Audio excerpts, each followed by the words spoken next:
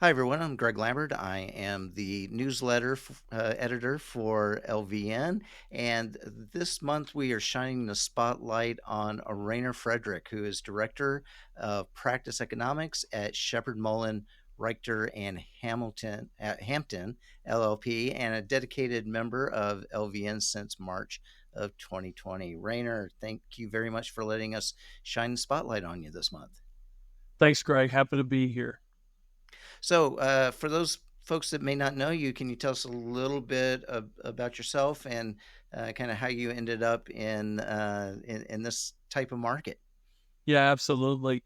So I am originally from Overland Park, Kansas, a suburb of Kansas City, but college basketball dreams brought me around the country. And I finished up in, of all places, I thought I would never be Mississippi, where as I was coming to graduate, a management banking program that I was planning to be a part of fell through. And I went to a finance professor and said, I'm engaged. I need a job. You got anything? And he said, yeah, I know someone who may be hiring. It's kind of a niche job for a law firm. And my dad is a lawyer, so I've kind of been in law my whole life. And long story short, that person was Brad Antisi, who is a former colleague of my finance professor. So as you know, Brad is a superstar. And as soon as I kind of got into the industry, I was hooked. So I started out in just kind of financial analysis, pricing. We had some AFAs that we managed, and that's what got me into the industry. Well, this is an interesting professional journey, and pretty much everyone that we've shown the spotlight on has, this was not their planned profession, but it tended to be, quite a passion that they grew into. So, can you tell us a little bit about your professional journey, including any kind of involvement outside your primary role that you find rewarding in what you do? Absolutely. It's been, I think legal is for some, and it's definitely not for others. Have known folks who got into it and then got out, especially I think coming from another business segment or industry. And I think probably because my dad's a lawyer, and which you couldn't have paid me to go to law school, but the business of law is very interesting. I was, like I shared, hooked pretty instantly. So one of the things that I'm most grateful for outside of just kind of the day to day is really the relationship building and the development. Um, the community has always been phenomenal. I was pretty early on. I was calling Matt Laws, Stuart Dodds, all of the big wigs in the industry, and was amazed that people would, take the call. And so as I've shared before, being attached to Brad, you're kind of like in the club. So since everyone has such great respect for Brad, and he shares relationships so generously, that really helped me. But just, I had a former colleague who was looking on the marketing side and was looking to get into maybe something else. And he's now in a practice management role. And we kind of worked together to find that opportunity. And so just connecting with all of the great people in the industry, as you know, is one of my favorite parts of this whole thing. Yeah, I've also found the industry to be very good at sharing and connecting other people, even if that means going to competitors and connecting them. So it's been very enjoyable for me, and sounds like the same for you. Um, Absolutely. so we're gonna talk about the volunteering at LVN, but before we jump into that, you had mentioned basketball kind of took you to the great state of Mississippi. Sounds like, and Brad and I had a conversation because we're both from North Mississippi on opposite sides of the state there. But what do you do with your free time? Are you still playing basketball, or do you have other passions that you do? Yeah, so I recently put it to the test probably about a month ago. Can I still dunk? I'm 32 now, so a number of years out, Can you? and I Can can you? still dunk. Yep. All right. Yep. So my goal is to, into 40, still be able to do that. So I don't play much basketball these days, but my wife and I are in the gym 4 or 5, 6 days a week early. We're about 30 minutes away from town.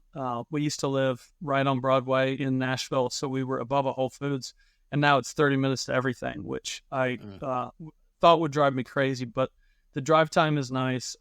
So we're on my wife's family's 400-acre cow farm, and Wow. yeah, again, of all places I thought I would never be. And I'm just kind of like a kid because I grew up in suburban Kansas City. So trying to catch baby cows that are born throughout birthing season, keeping snakes away. We've got a cat. I never wanted a cat, but when you get mice inside your house, you got to get a cat. So, yeah, we're very busy with kind of a lot of outdoor stuff. And my wife's family has a almost 60-year-old catering business, Mm. and she runs that. So on the weekends and evenings, I'll be frying catfish and chicken. And I've actually last year cooked for Brad's church. So things stay interesting outside of the working hours. Do you ride a horse or a four-wheeler? How do you get around the ranch? Yeah. So my wife is a big horse gal. They've got 4 or 5 horses, and I've ridden a handful of times. I'm very allergic to horses, so I kind Oh, of have really? to chug Benadryl before getting on one, which is, I don't do it too often. And then our horses are not big enough for me. So a few months after I rode one last year, it actually passed away. And so the kind of obviously very sad, but the joke, it was old, was that she that carried me for a day was like, that's it, it's time to go. Well, So, it's a sad story, but a good one. So, yep. well, let's shift back to LVN, because I know you're highly involved in working with Brad on the volunteering initiatives. So, can you talk to us a little bit about those initiatives? Yeah, absolutely. Brad reached out last fall and said, hey, as you may know, I'm the volunteer director for LVN. And we have been talking, I think we being him, Christine, and some others, about maybe getting some assistance in those volunteer duties. And really, I didn't have any interest in doing it. But when Brad calls, I just got to answer. He gave me my first Yeah. job. So I joke that I'm basically his Dwight Schrute. I'm the assistant to the volunteer director.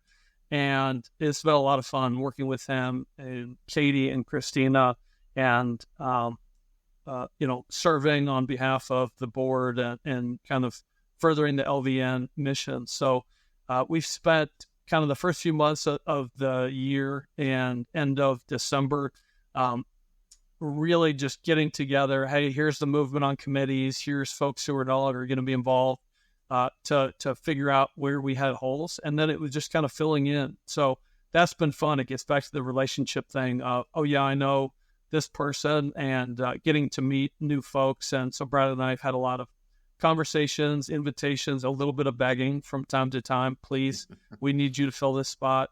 But it's been a lot of fun and very rewarding to see it all come together. Yeah, we'll need to get you a shirt that has in big letters assistant and in small letters to the volunteer and in big letters director. So That's we'll right. get you one.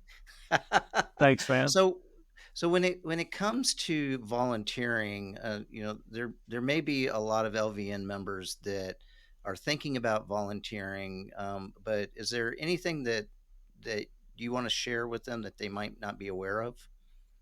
Yeah, I'd say I would have previously probably been in the camp that it was daunting, a little intimidating. Oh man, that's going to be a whole lot of time I may not have. And we're all busy, but just about any of us can find time to squeeze other things in. And there's kind of a full spectrum. There are things that can take more time, but there's also ways to get involved that are not incredibly time consuming. So I think that's one of the main things. So to the degree that folks are seeing this and have interest in getting involved, it's a remarkable way to meet new folks. The community is not intimidating; it's a very welcoming one, and we want to continue to grow the base. And so, to the degree that people are interested in volunteering, reach out. We've got a lot of ways that we can get you integrated, and I think that there will be continue. We will continue to find new ways to plug volunteers in as there's more supply. Yeah. Well, it sounds like the future is bright for the volunteer program. Absolutely. Well, well, Rayner, I want to thank you very much for letting us, for letting us take time to shine the spotlight on you this month. Appreciate you letting us do that. Sure thing. Thanks a lot, Greg. Appreciate it. All right.